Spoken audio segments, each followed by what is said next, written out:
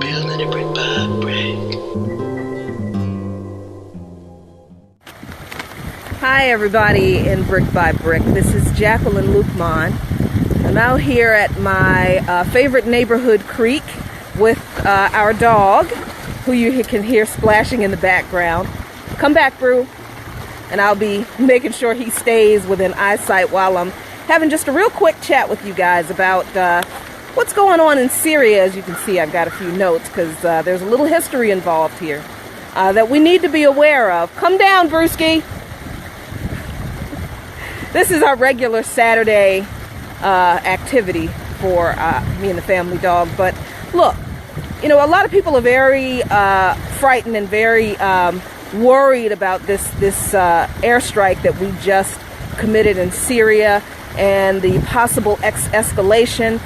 Russia has responded with a statement, and I heard this morning that there's a Russian warship moving toward a U.S. warship this morning. Come here, Brewski. You know, I don't have all the details on those actions, but I can tell you that there are a lot of people who are blaming people who didn't vote for Hillary Clinton for this mess that we're in now, you know, saying that, well, you know, you didn't vote for her because you didn't want us to get us in closer to war, so now I hope you're happy. Well, these people don't know history. They don't know Hillary Clinton, obviously, and they don't know political history. And people who are expressing the opinion that this will somehow improve situations in Syria also don't know history. If there are people championing this airstrike as if it's going to have some type of positive effect. Good morning, Aaron. How you doing? Hello. On anything that's been going on in Syria, if they honestly think that it's going to stop Assad from doing anything that he's done, they also don't know history. And I have to tell you, full disclosure right now, folks, I don't know whether Assad actually committed the murders against his own people. I'm not defending him. I'm not an Assad apologist. He's an evil man. He's used chemical weapons against Syrians before. It's not outside of the realm of possibility that he would do it now. But as Roger Brennan said, there's no evidence that he actually did it now.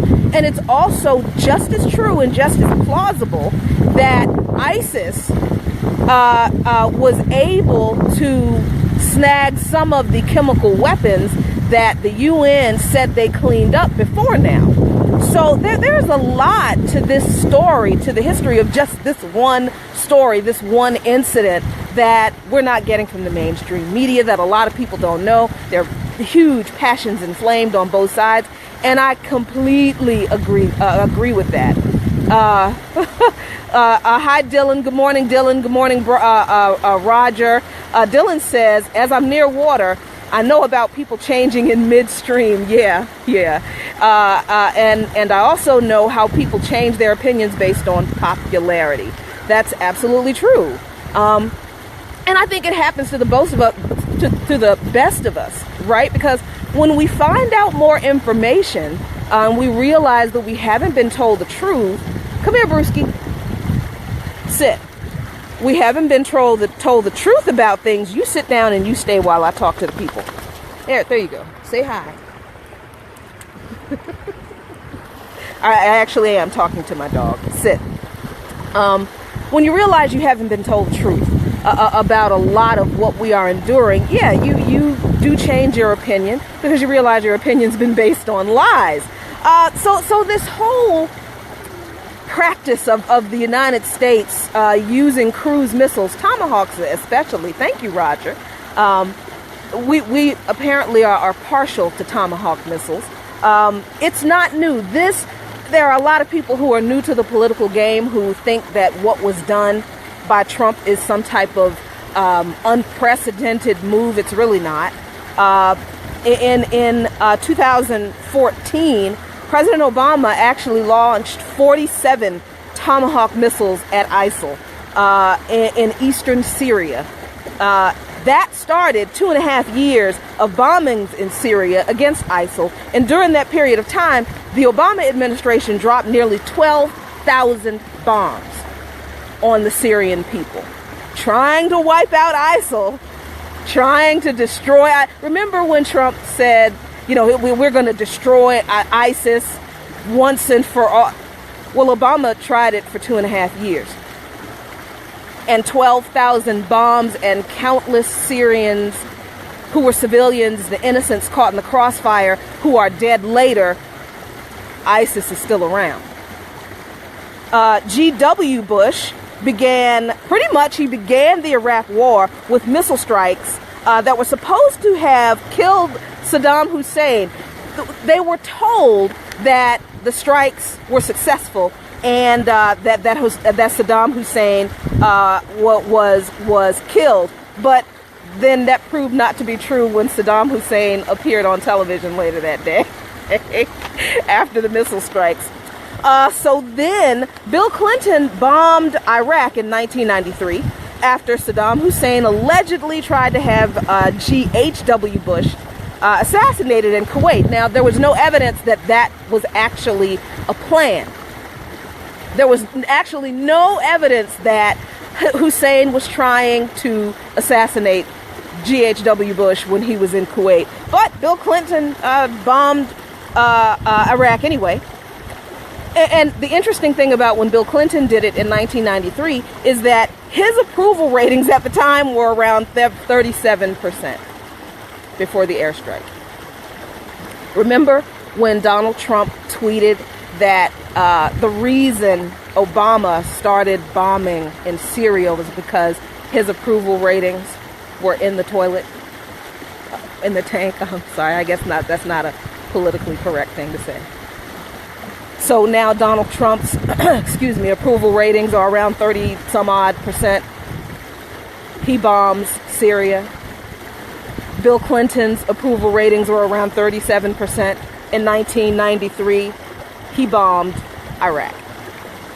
Clinton bombed an early Al-Qaeda target in 1998. In 98, Al-Qaeda was a newish organization.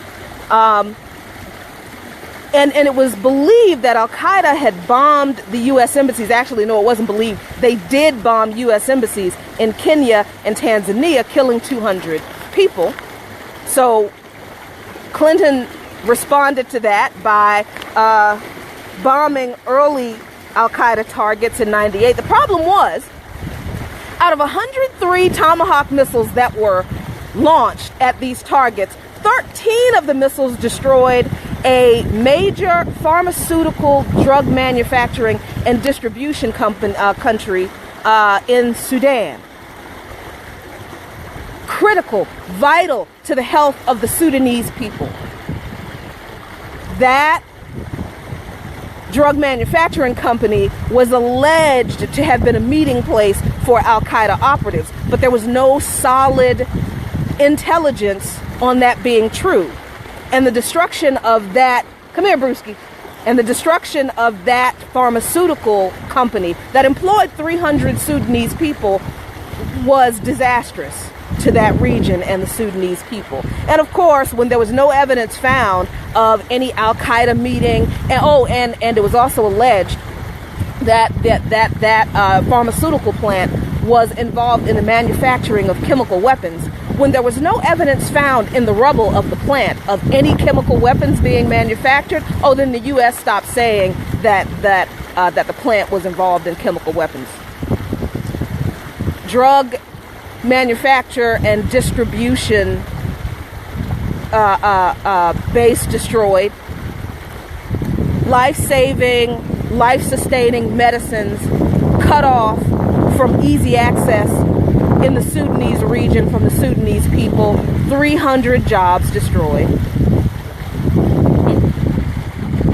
70 of those 103 missiles that were targeted at those early Al-Qaeda training camps were targeted in Afghanistan. They hit the training camps, but they completely missed the guy they were trying to kill with all those missiles, Osama bin Laden. And we know what happened on September 11th, 2001. because Bill Clinton missed with 103 Tomahawk missiles. So, hi Chris, excuse me, good morning. You're absolutely right. This is not about Trump's America First ideology. Conservatives are even angry at him. There are many conservatives who are even angry at him right now because of this clearly interventionist move. They're absolutely right in their assessment. Well, this goes back on your America First promise. But did you really believe? And then for people who believe that this is this is the worst thing that we've done in our government, again, these people don't know the history of every former United States president in recent history and their love for bombing the hell out of countries in the Middle East. This is what we do. What Trump has done is not anything new. It's not unusual. Unfortunately, it seems to be the standing operating procedure of the United States government when we either want to get rid of, a leader we don't like who's not going to play ball with us in regard to resources and economics, or when we have a president whose ratings are in the tank and they want to get the American people rallying behind them again as being seen as strong on foreign policy and protecting America from foreign threats. So I think that while, this drone strike is problematic, it's very, it's a dangerous move. I'm not saying that people shouldn't be frightened. I'm not saying that people shouldn't be worried. I'm not saying that there won't be escalation. I am not a mind reader. I just know what we've done before. This is exactly what we have done several times before. And for those people who believe that electing Hillary Clinton president would have resulted in anything different in this regard, please be aware that just a few hours before President Trump approved this drone strike the other night, Hillary Clinton was in New York City making a speech saying that the United States should take out the air bases in Syria. Just hours before. Now, people can call me a conspiracy theorist if they want to, but knowing the fact that Clinton and Trump have been friends for a few decades, they have attended the weddings of each other's children. Bill Clinton counseled Donald Trump on whether he should actually run for president this last time around. And it was the Clinton campaign and the DNC's strategy to elevate the worst three Republican candidates, thinking that they would be so bad that she would automatically win, and Clinton knew that one of those candidates was Donald Trump. For me to not believe that there was some type of phone call conversation between these two people who have the exact same ideology on how to handle the Syrian conflict would be foolish. And it would be completely ignoring history. I know people don't like to hear that kind of stuff because they think, oh my no, you're just a conspiracy theory. Just because it's a conspiracy, it doesn't mean it's not true. It just means that someone worked really hard to move the pieces into place behind the scenes without telling you the truth. And as I said, when we've looked at the history of drone strikes in the United States as far as the foreign policy of United States presidents are concerned, that's not theory. The fact that we've done this, our presidents have done this, and the fact that we've done it to Syria so many times, that's not a conspiracy theory. That is actual political history. So I know that sometimes history isn't sexy. I know it's not. It's not as exciting as talking about, why Hillary is horrible and, why Bernie's a saint, or why we're mad at Bernie now, if you're mad at Bernie, or why the Democratic Party is going down in flames, or why the Republicans are evil. I know talking about history is not as sexy or fun as talking about those things. But it is really my belief that unless we talk about this history, we're not going to understand why the Democratic Party is going down in flames, and honestly, why it should. If we don't understand and talk about this really boring sometimes history, we're not going to understand why the Republican Party has never been a party of the people, and why the Republican Party needs to go down in flames too. If we don't talk about this really unsexy history, we are never going to understand why it is so critically important for regular Americans, regardless of whether we have liberal-leaning or conservative-leaning ideologies, really need to band together and build an alternative source and base of power of, for, and by the people. If we don't understand the history, we're never going to understand why we can't trust either party. Because both parties have honestly lied to and stolen from us all. History proves that over and over and over again. So, I just wanted to talk about you guys on this platform really quickly, because I want you to understand that this isn't just a Trump problem. This isn't just a Republican problem. It's not just a conservative ideology problem. This is also a Democratic problem. This is a problem with neoliberal ideology that's become the basis of the Democratic Party platform. So after my last installment in the Standing Rock series this Wednesday, we're finally going to finish up that series, and I'm going to talk about the modern abuses that have been committed against the Native American people, and why. And you'll see all of that is connected to what we saw happening in Cannonball, North Dakota today. It's all connected, you guys. It honestly is. Then after I finish up that series Wednesday, then next week I'm going to start talking about neoliberalism, because I don't think people understand what it is, where it came from, why it's just as dangerous as conservatism, and how the Democratic Party adopting it as their foundation for policy has screwed the average working American. Oh, wow. Thank you, Dylan. Thank you. I hope that you have been watching the series, at least the highlights of it. And I hope that I've done the history some justice. Please let me know. So thanks, you guys, for hanging out with me today here at our little creek with Brewski Luqman.